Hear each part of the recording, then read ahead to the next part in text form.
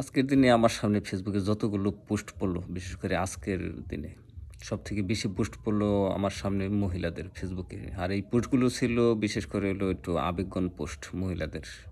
আর এই আবেগগুলো হলো doctor S M খালিদুজ্জামানের জন্য। আর এই আবেগগুলো পোস্ট হলো এরকমই যে তাদের মানে দীর্ঘদিনের একটা স্বপ্ন যে তাদের বাচ্চা কনসিভ হচ্ছিল না। তাদের বাচ্চা কনসিভ হয়েছে একমাত্র ডাক্তার এস এম খালিদুজ্জামানের জন্য। এখন বিষয়টা হলো ডাক্তার এস এম খালিদুজ্জামান যিনি, তাকে মোটামুটি এখন বাংলাদেশের মোটামুটি সবাই কাছে একটা পরিচিত নাম। যিনি জামাতের পক্ষ হয়ে দাঁড়িপাল্লা নিয়ে নির্বাচন করতেছেন। বিপক্ষে আছেন দেশবরেণ্য এবং কি বিশ্বের মোটামুটি আলোচিত একটা নাম। বিশ্বের মোটামুটি অনেক রাষ্ট্রের প্রেসিডেন্ট নেতাকর্মীরা ওনাকে চিনের, তিনি হলো তারেক রহমান। ওনার বিপক্ষেই কিন্তু হলো ডাক্তার এস এম খালিদুজ্জামান। আর এই ডাক্তার এস এম খালিদুজ্জামানকে কিন্তু আজকে শোকজ করা হয়েছে যে ওনার যে ডাক্তারের ডিগ্রি আছে, ডাক্তারের ডিগ্রিটা এটা একটা বোয়া হিসেবে ওনাকে এলো বোয়া বলেই সবাই স্লোগান তুলেছে। আর এই ভুয়া পোস্টের কারণেই কিন্তু হলো একজন মহিলার একটা পোস্ট আমি রেকর্ড করেছি। আসেন আগে একটু এই পোস্টটা আমি একটু দেখাই। আচ্ছা, পেজটা হলো এটাই, কলম চলবে অন্যায়ের বিরুদ্ধে। তো ওনার হলো লেখাগুলো আমি একটু পরে আপনাদেরকে শোনাইতেছি। বোয়ার ডাক্তার খালিদুজ্জামানকে দাঁড়িপাল্লা মার্কায় ভোট দিন। প্রিয় দেশবাসী, আমি কোনো দিন রাজনৈতিক পোস্ট দিইনি, এটাই জীবনের প্রথম রাজনৈতিক স্ট্যাটাস। কেন দিচ্ছি? নৈতিক দায়বদ্ধতা থেকে। প্রিয় ঢাকা 17 আসন, আপনারা ভুয়া ডাক্তার এস এম খালিদুজ্জামানকে দাঁড়িপাল্লা মার্কায় ভোট দিবেন, এটা আমার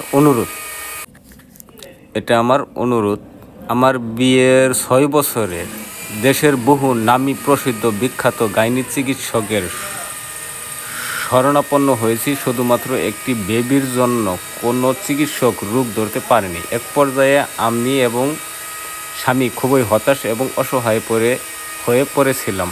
আল্লাহর সাহায্য আসে। আমরা আল্লাহ সুবহানাহু ওয়া তাআলার উপর ভরসা করে ডাক্তার এস এম খালিদুজ্জামানের কাছে যাই। তাকে দেখানোর 26 দিনের মাথায় কনসিভ করি। আজ আমার মেয়ে মারিয়াম নোয়াইমার বয়স 4 মাস। আল্লাহর রহমতে আমি যার সহযোগিতায় মা ডাক শুনব। আপনারা তাকে যতই বোয়া বলুন, আমার কিছুই যায় আসে না। আপনাদের বিএনপির বলা বোয়া ডাক্তারের চিকিৎসায় আল্লাহ আমার কোল আলোকিত করেছেন। আচ্ছা, তাই আপনাদের করজোড়ে অনুরোধ করি, ঢাকা 17 আসনবাসী বিএনপির বলা ভুয়া ডাক্তার এস এম খালিদুজ্জামানকে আপনারা দাঁড়িপাল্লা মার্কায় ভোট দিন। আপনারা অন্ধ আনুগত্য করতে গিয়ে জনাব তারেক রহমানের ইমেজকে প্রশ্নবিদ্ধ করবেন না। জনাব তারেক রহমানকে খুশি করতে গিয়ে বিএমডিসিকে ব্যবহার করে ডাক্তার খালিদকে শোকজ করিয়েছেন বলে আমি বিশ্বাস করি। কারণ MSc in clinical embryology and preimplantation genetics India degree নিয়ে আপনারা কেন আগে কথা বলেননি? খালিদ ভাই যখন বাংলাদেশ মেডিকেল বিশ্ববিদ্যালয়ের প্রথম test tube baby, Dhaka medical college হাসপাতালের প্রথম টেস্ট টিউব বেবির সফলতা পেলেন, তখন কেন কথা বলেননি? সবশেষ বলি, ডাক্তার এস এম খালিদুজ্জামান সম্পর্কে কিছু না লিখে পারলাম না। যারা বিভিন্নভাবে তার সম্পর্কে লেখালেখি করছেন, চিকিৎসা জগতে তার অবদান সম্পর্কে আপনারা কতটুকু জানা আছে সেটা একটু হিসাব করে নিন। আর বিএমডিসি দাবিদারি করবেন না, দাবিদারির ফল ভালো হয় না। ইতিহাস থেকে শিক্ষা নিন। আইরিন সুলতানা, পিরোজপুর।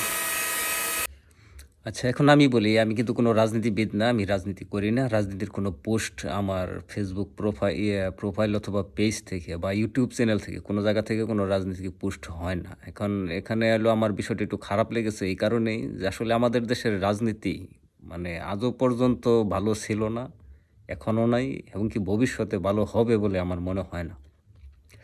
কারণ যিনি যে এসএম ডাক্তার খালিদুজ্জামান ঢাকা ১৭ আসন থেকে জনাব তারেক রহমানের মতো একজন ব্যক্তির সাথে নির্বাচন করতেছেন, উনার বুকের পাটাটাও বলা চলে একেবারে মানে ছোট না। মোটামুটি বোয়াল মাছের কলিজার মতো একটা কলিজা নিয়েই কিন্তু জনাব তারেক রহমানের সাথে টক্কর দিতে যাচ্ছে। আর উনার জনপ্রিয়তা মোটামুটি ধরা চলে একদম তুঙ্গে। তো উনি যদি আসলে ডাক্তার ভুয়া ডাক্তারই হতো, তাহলে এই যে এতগুলো মানুষের ট্রিটমেন্ট দিল, এতগুলো মহিলাদের যে চিকিৎসা করালো আর বাচ্চা কনসিভ হলো, তাদের মুখে কিন্তু একটা হাসি ফুটছে। উনারা মোটামুটি যাদের পোস্ট আমি দেখলাম, ওনারা সবাই ওনার পক্ষ নিয়েই কথা বলছে। তো ওনারা পক্ষ নিয়ে কথা বলছে, হয়তো ওনাদের এটা কারণ যেহেতু এসএম খালিদুজ্জামানকে শোকজ করা হয়েছে আজকে, যে কারণে মহিলারা এই ধরনের পোস্ট করতেই পারে, এটাই স্বাভাবিক। যদি উনি ভুয়াই হতো, তাহলে আসলে এই বাচ্চাগুলো কনসিভ করালো কিভাবে? উনি তো আর ভুয়া হতে পারে না, যেহেতু ওনার ডিগ্রি আছে। মোট কথা হলো, আমাদের দেশের পরিস্থিতি, রাজনৈতিক যে পরিস্থিতি এমন একটা পর্যায়ে দাঁড়াইছে যে একজন ভালো মানুষ যদি কিছু করতে চায়, তার পিছনে ১০০টা বাঁশ নিয়ে মানুষ দাঁড়ায় থাকে। তাকে ভালো কিছু করতে দিবে না। নিজেও কিছু করবে তো না, কিন্তু তারপরে ভালো কিছু করতে দিবে না। এই দেশ আসলে আর কবে পরিবর্তন হবে আমার জানা নাই। তারপরেও রাজনীতির যেহেতু আমার রাজনীতির বিষয়ের একেবারে এক সরিষা দানা পরিমাণও কোনো নলেজ নাই, কোনো জ্ঞান নাই। তবে অন্তত ভালো আর মন্দ জিনিসটা বোঝার মতো বিবেক শক্তি ইনশাআল্লাহ আল্লাহ পাক আমাকে দিয়েছে। এটুকু অন্তত আমি বলতে পারি যে দেশের রাজনীতির যে পরিস্থিতি, যেই অবস্থা দেখতেছি, তাতে ভালো মানুষের এদেশে আসলে বাত আগেও ছিল না, এখনও নাই, আর ভবিষ্যতে থাকবে এরকম আসলে আমার ধারণায় আসে না। তবে আল্লাহ ভালো জানে। তবে এরকম কোনো নেতাই আসুক, যাতে দেশের আসলে দুর্নীতি, চাঁদাবাজ মুক্ত একটা দেশ হোক। মানুষ যাতে শান্তিতে নিরাপদে বসবাস করতে পারে। দেশ যাতে বিশ্বের কাছে মাথা তুলে দাঁড়াতে পারে, দেশের মানুষের যাতে মঙ্গল হয়, এরকমই একজন রাজনীতিবিদ আসুক। শুধু দলকে বাড়ি করার জন্য এরকম আসলে কোনো নেতাকে আমরা যাতে সিলেক্ট না করি, যাতে পরবর্তীতে আমাদেরকে খুব আফসোস করতে হয়, তাই না? দেশটা আসলে আমাদের এরকম নেতার হাতে তুলে দেওয়াটা ঠিক হয়নি। সেটা যে দলেরই হোক, আমি কোনো দলের পক্ষে না, বিপক্ষেও না। যেহেতু আমি কোনো রাজনীতিবিদ না, আমি আগেই বললাম।